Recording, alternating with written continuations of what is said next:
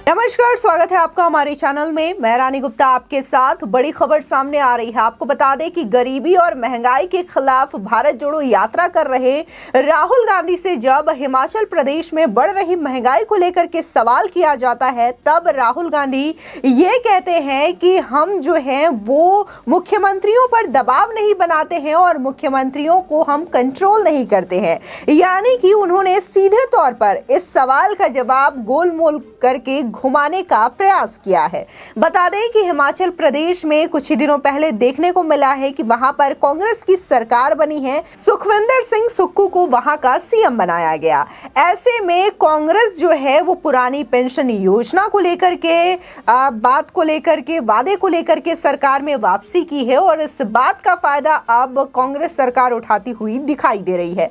बता दें कि कांग्रेस सरकार ने वहां पर डीजल के दामों में बढ़ोतरी कर दी है और ये कहीं ना कहीं महंगाई का एक बड़ा कारण हिमाचल प्रदेश में माना जा रहा है। बता दें कि जब से राहुल गांधी ने कन्याकुमारी से ये यात्रा शुरू की है, तब से राहुल गांधी और तमाम कांग्रेसी नेताओं का ये कहना है कि हम महंगाई के खिलाफ लड़ रहे हैं, बेरोजगारी के खिलाफ लड़ रहे हैं, क्योंकि लगातार जो पेट्रोल डीजल के दाम है वो आसमान छू रहे हैं मोदी गवर्नमेंट में।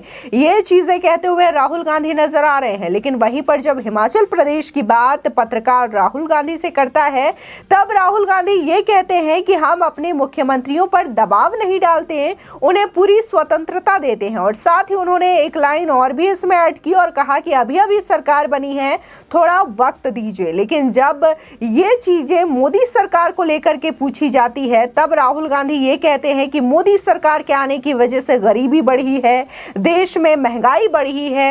ये तमाम चीजें राहुल गांधी कहते हुए नजर आते हैं। यानी कि दोहरा रवैया अपनाते हुए यहाँ पर कांग्रेस और राहुल गांधी नजर आ रहे हैं। वहीं जब पिछले दिनों कांग्रेस नेता जयराम रमेश से भी यह सवाल पूछा जाता है कि महंगाई को लेकर के आप क्या कहेंगे, क्योंकि आप हमेशा से ही महंगाई को लेकर के लड़ रहे हैं और आपके ही प्रदेश में आपकी अभी अभी सरकार बनी है और वहां पर तुरंत महंगाई बढ़ा दी जाती है। तो इसके जवाब में जयराम रमेश ये कहते हैं कि आप मेरे मुख्यमंत्री से पूछिए, मेरे से ये सवाल क्यों पूछा जा रहा है। तो ये तो राहुल गांधी और उनके तमाम नेताओं का रवैया होता है पत्रकारों को लेकर के, उनके सवालों को लेकर के। एक तरफ तो ये महंगाई को लेकर के बात करते हैं, लेकिन जब उन्हीं महंगाई पर पत्रकारों के द्वारा सवाल पूछा जाता है तो इसे या तो गोलमोल करार कर दिया जाता है, गोलमोल तरीके से इसका जवाब दिया जाता है, या फिर ये कह दिया जाता है कि ये जो पत्रकार है वो बिक चुके हैं और हमेशा से ही मोदी सरकार से जुड़ा हुआ सवाल पूछते हैं, यानी कि मोदी सरकार का समर्थन करते हुए नजर आते हैं। वहीं पिछले दिनों देखने को मिला था कि कैसे भारत जोड़ो यात्रा में रवीश कुमार भी शामिल हुए थे, जिसको लेकर के तमाम लोगों ने सवाल पूछा था और कहा था कि अब कांग्रेस की जो विचारधारा है वो कैसे रवीश कुमार पर हावी हुई है, इन तस्वीरों को देख करके समझा जा सकता है। इसी के साथ ही तमाम ऐसे लोग हैं जो लगातार राहुल गांधी के इस भारत जोड़ो यात्रा में शामिल हो रहे हैं, जिनका विचार कहीं ना कहीं देश विरोधी होता था, जो कि अलग तरीके के एजेंडे फैलाते थे और लगातार भारत और भारत के नागरिकों को भ्रमित करने की कोशिश करते थे। ऐसे लोग लगातार भारत जोड़ो यात्रा में शामिल हो रहे हैं।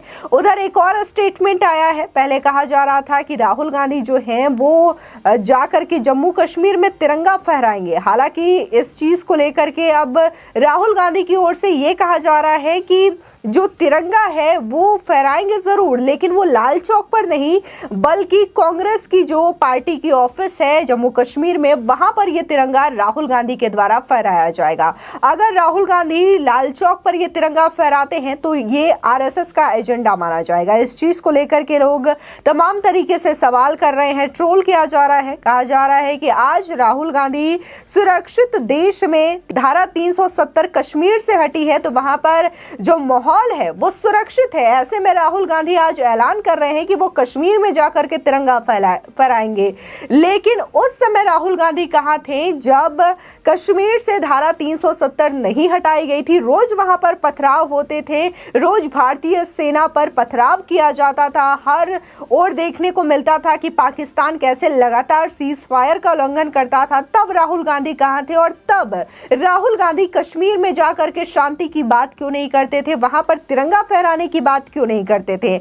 आज जब वहां पर धारा 370 हटा दी गई है, तमाम नेता अभी हाल ही में गए थे वहां पर लाल चौक में, उन्होंने तिरंगा भी फहराया था और देखने को मिला था कि जब नरेंद्र मोदी प्रधानमंत्री नहीं थे उससे पहले भी उन्होंने लाल चौक पर तिरंगा फहराया था, धारा 370 होने के बावजूद, और वहां पर इस तरीके की पथराव वाली स्थिति थी, तनाव की स्थिति थी, इसके बावजूद वहां पर उन्होंने तिरंगा फहराया था और वहां पर उन्होंने आतंकवादियों को चैलेंज भी दिया था। तब राहुल गांधी या फिर कांग्रेस की पार्टियों में इतनी क्षमता नहीं थी, इतनी हिम्मत नहीं थी कि वहां पर वो तिरंगा फहराने की बात कर सके। और आज जब देश का माहौल सुरक्षित है, तमाम जो जांच एजेंसियां हैं लगातार सुरक्षा कर रही हैं और भारतीय सेना भी हमेशा से अलर्ट मोड पर रहती है, तब राहुल गांधी इस बात का जिक्र कर रहे हैं। फिलहाल महंगाई को लेकर के तमाम लोग भी सोशल मीडिया पर राहुल गांधी को ट्रोल करते हुए नजर आ रहे हैं और कह रहे हैं कि अभी अभी उनकी जो नई सरकार बनी है हिमाचल में, उन्होंने इस बात का तो ऐलान कर दिया है कि वो पुरानी पेंशन को बहाल कर रहे हैं, लेकिन दूसरी ओर वो मूर्ख किसे बना रहे हैं, क्योंकि जो पेट्रोल का दाम बढ़ाया गया है, डीजल का दाम बढ़ाया गया है, वेट लगाया गया है, तो एक और जनता की जेब से पैसा निकाल करके यही पैसा उन्हें ही देने की बात कही जा रही है और उनको दिया जा रहा है। तो इसमें जनता का फायदा कहां हो रहा है? जनता एक और डीजल के दामों में यह पैसा दे रही है तो दूसरी ओर ओल्ड स्कीम पेंशन के तहत ये पैसे उनको मिल जाएंगे। ये तमाम चीजें लोग कहते हुए नजर आ रहे हैं। इसी के साथ ही मुकेश कुमार नाम के ट्विटर यूजर हैं, ये कहते हैं कि 65 सालों तक किया क्या है, यही तो किया है और यही तो कहा है कि गरीबी हटाएंगे, आज भी गरीबी हटाने की बात कर रहे हो। चुनाव से पहले बेरोजगार, महंगाई, फ्री किसान, जैसे ही चुनाव खत्म हो जाएगा ना तो रोजगार होगी और ना ही महंगाई की बात करोगे, यानी कि सब मुद्दे तुम्हारे बंद हो जाएंगे। सिर्फ चुनाव है इस वजह से आप महंगाई की बात कर रहे हो, बेरोजगारी की बात कर रहे हो। एक अन्य ट्विटर यूजर लिखते हैं, राहुल गांधी ये नहीं जानते कि उनकी सरकार क्या कर रही है, जबकि वो खुद को बेवकूफ बना रहे हैं। हिमाचल प्रदेश में कांग्रेस सरकार ने जिस दिन राहुल किसानों के लिए घड़ियाली आंसू बहा रहे थे, उसी दिन पेट्रोल और डीजल के दाम बढ़ा दिए गए हैं। बता दें कि राहुल गांधी ने प्रेस कॉन्फ्रेंस करके ये कहा था कि आज जो केंद्र सरकार है वो लगातार पेट्रोल डीजल के दाम बढ़ा रही है, जिससे कि किसानों पर इसका सीधा प्रभाव पड़ रहा है, आम जनता की जेब में इसका प्रभाव पड़ रहा है, जिसकी वजह से आज किसान और गरीब जनता परेशान है। और उसी दिन देखने को मिलता है कि कैसे हिमाचल के जो सीएम है वो पेट्रोल डीजल पर वेट का दाम बढ़ा देते हैं, 3 रुपया ज्यादा महंगा डीजल का दाम हो जाता है। फिलहाल तमाम लोग जो है राहुल गांधी को इस बात को लेकर के ट्रोल करते हुए नजर आ रहे हैं कि अभी जहां पर उन्होंने लोगों को मौका दिया है, यानी कि हिमाचल प्रदेश, वहां पर पहले काम करके दिखाए, वहां पर बेरोजगारी खत्म करे, महंगाई खत्म करे, फिर केंद्र सरकार पर वो निशाना साधे। लेकिन ऐसा करने में कांग्रेस पार्टी असफल रही है। जैसे ही उनकी सरकार बनी,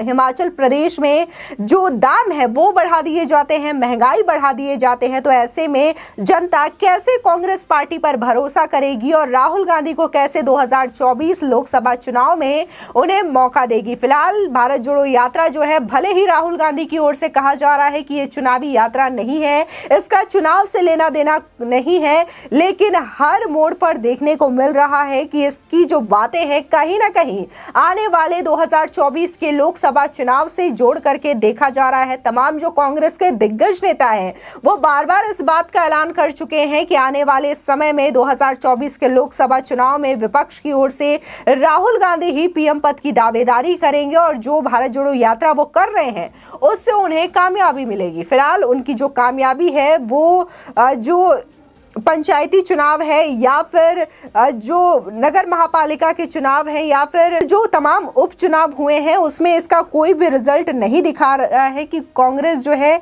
इसमें जीत दर्ज करवा रही हो। अभी हाल ही में देखने को मिला है कि चंडीगढ़ में मेयर के चुनाव हुए हैं, लेकिन वहां पर भी बीजेपी ने ही बड़ी जीत हासिल की है।